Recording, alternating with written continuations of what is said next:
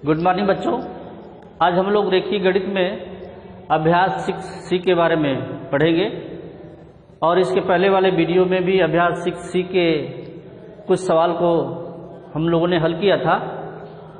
शेष सवाल कुछ और है, उसको मैं हल कर दे रहा हूँ और बाकी जो शेष सवाल जो छूट जाएंगे आप उसको घर पे हल करेंगे, नोट्स बनाएंगे। तो छठा जो सवाल है उसको हम लोग हल करते हैं। आप किताब में छठे सवाल को, छठे नहीं 7वां सवाल, अभ्यास 6C का 7वां सवाल आप किताब से पढ़ लेंगे क्या लिखा हुआ है। तो मैं एक बार पढ़ दे रहा हूं। आदर्श, डेविड और हमीद का कुल भार 44 किलोग्राम है। यदि डेविड का भार आदर्श के भार से 1.3 किलोग्राम अधिक एवं हमीद के भार से 2.1 किलोग्राम अधिक हो तो तीनों का अलग अलग भार ज्ञात कीजिए।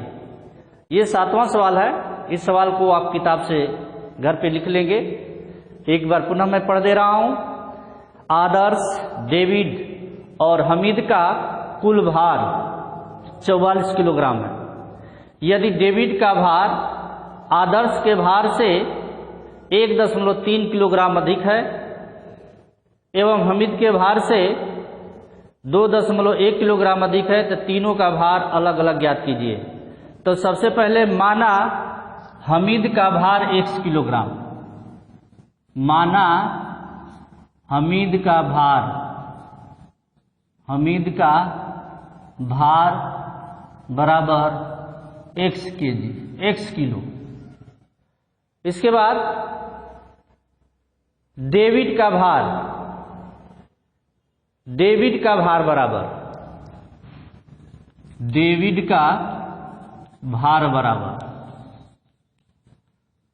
तो डेविड का भार हो जाएगा x प्लस 2.1 केजी, डेविड का भार। इसके बाद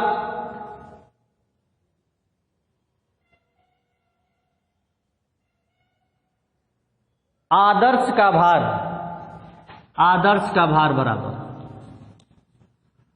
आदर्श का भार बराबर हो जाएगा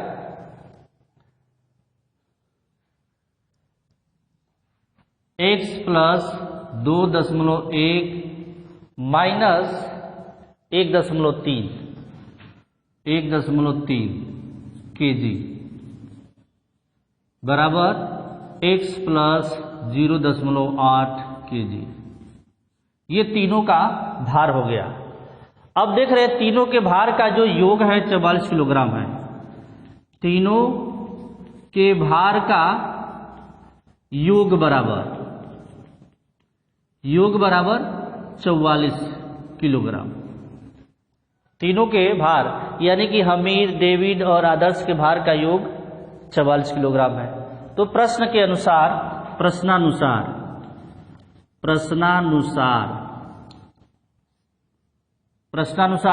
तीनों के भार का योग 44 किलोग्राम है। तो तीनों के भार को हम लोग क्या करेंगे, जोड़ देंगे। तो x plus 2.1 plus x plus 0.8। अब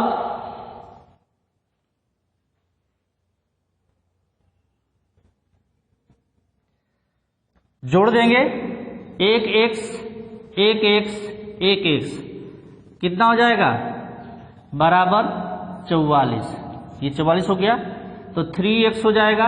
3x प्लस 2.1 है, 0.8 है तो 2.9 बराबर 44।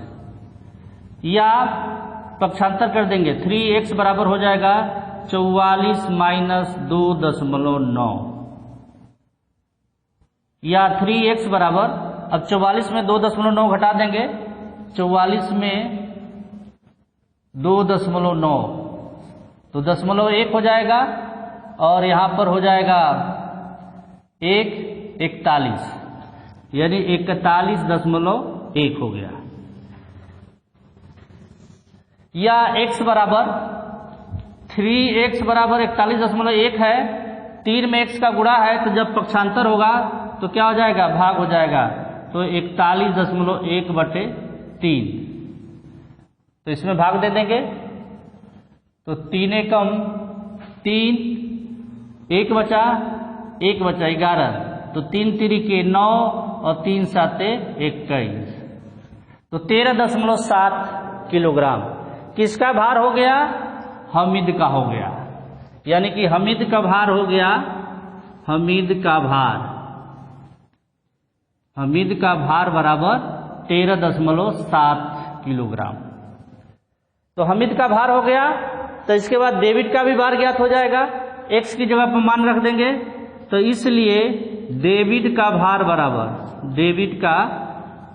बराबर हो जाएगा 13.7 प्लस 2.1। x की जगह पर 13.7 का मान रख दिया, तो हो गया 7 1 8 हो गया, 3 2 5 हो गया, 15.8 किलोग्राम।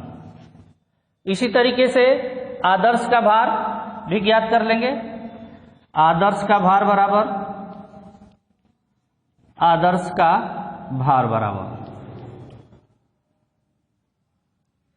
x प्लस 0.8, तो 13.7 प्लस 0.8, तो 8 7 15 को 5 हो गया, 3 1 4, 14.5 kg। तो ये हो गया हमीद का भार, ये हो गया डेविड का भार, ये हो गया आदर्श का भार। यदि तीनों के भार का योग किया जाए तो तीनों के भार का जो योग होगा वो 44 किलोग्राम होगा। तो ये पहला सवाल हो गया।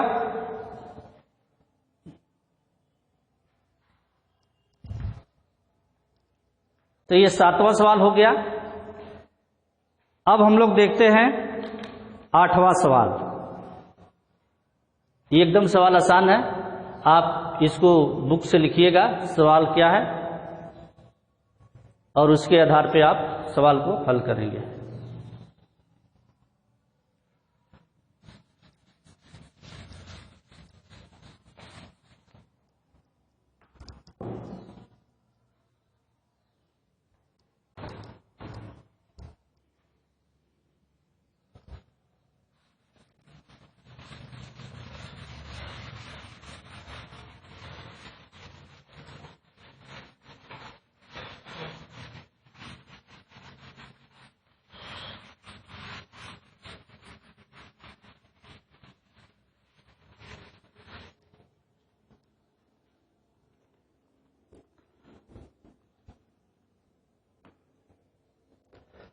अब इस अभ्यास का 8वां सवाल, इसको मैं ब्लैक बोर्ड पर लिख दे रहा हूं।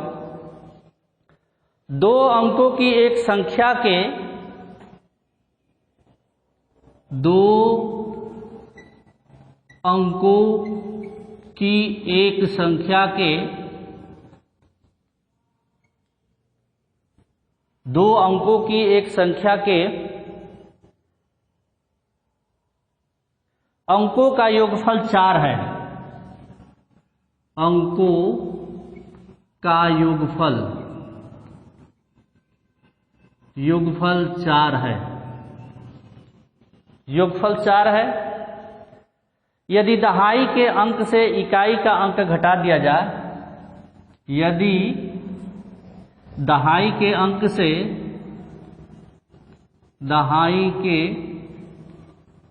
से इकाई का अंक घटा दिया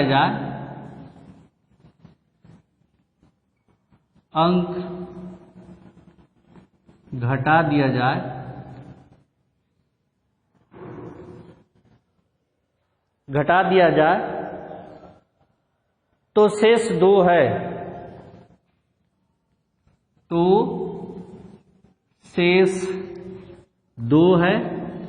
संख्या बताइए।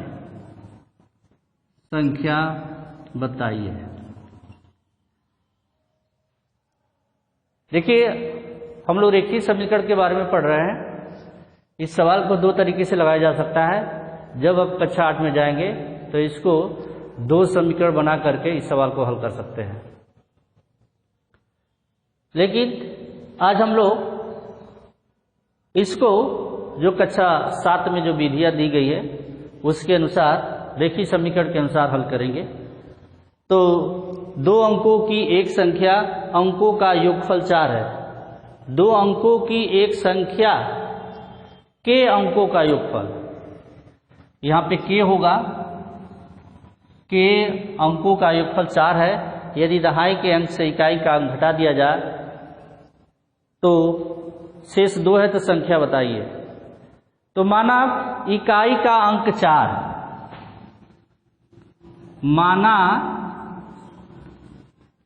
इकाई का अंक बराबर x, माना इकाई का जो अंक होगा वो x होगा। इकाई का अंक 1 होगा, x होगा, तो इसलिए दहाई का अंक बराबर, दहाई का अंक बराबर, दोनों का देख रहे हैं, 2 अंकों की एक संख्या के अंकों का योगफल 4 है। 2 संख्याओं का योगफल 4 है। यदि दहाई के अंक से इकाई का अंक घटा दिया जाए, दहाई के अंक से इकाई का अंक घटा दिया जाए तो शेष 2 है, तो संख्या बताइए। तो दहाई का जो अंक होगा वो 4 - x होगा।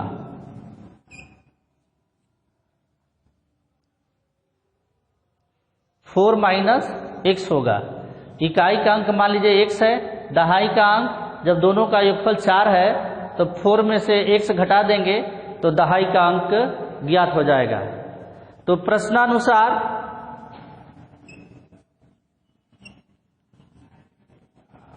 प्रश्नानुसार 4 - x, ये 4 - x हो जाएगा, माइनस x बराबर 2। ये समीकरण हो गया 4 - x बराबर 2। तो ये हो जाएगा 4 - x और -x कितना हो जाएगा, -2x बराबर 2, या -2x बराबर 2 - 4, या -2x बराबर -2। तो माइनस माइनस कैंसिल हो जाएगा, तो क्या हो जाएगा, यानी कि 2x बराबर 2, तो x बराबर हो जाएगा 2/2, 1 हो जाएगा। तो x का मान कितना हो गया, 1 हो गया। तो इकाई का अंक कितना हो गया, 1 हो गया। तो ये इकाई का अंक हो गया, इकाई का अंक, इकाई का अंक x बराबर 1 हो गया। तो इसलिए दहाई का अंक कितना हो जाएगा, दहाई का अंक बराबर, तो दहाई का अंक कितना है, 4 - x, 4 - x, यानी कि 4 में से x घटा देंगे तो हो जाएगा 3। तो जब दहाई का अंक 3 हो गया और इकाई का अंक 1 हो गया, इसलिए संख्या बराबर होगी, संख्या हो जाएगी, यानी 1 इकाई और 3 दहाई, तो संख्या कितनी हो जाएगी, 31 हो जाएगी। ये आपका उत्तर होगा। तो वो संख्या बताइए, तो वो संख्या कौन सी होगी, 31 होगी। इसके आधार पर और सवाल इस अभ्यास के आप लगा सकते हैं।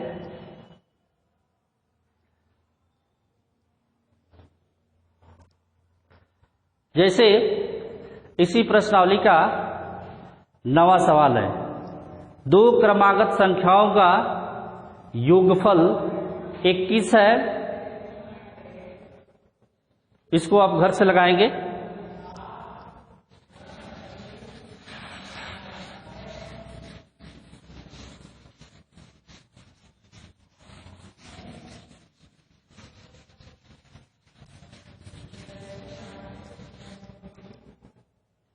जो नवा सवाल है, थोड़ा मैं हिंट दे रहा हूं, इसको आप घर से लगाएंगे।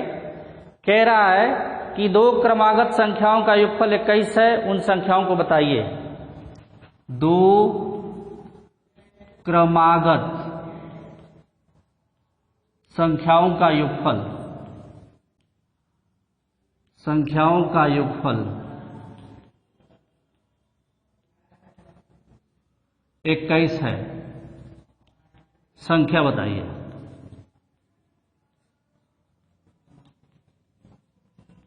ये बहुत आसान सवाल है। जो नवा सवाल है, दो क्रमागत संख्याओं का योगफल 21 दिया हुआ है और संख्या बताना है।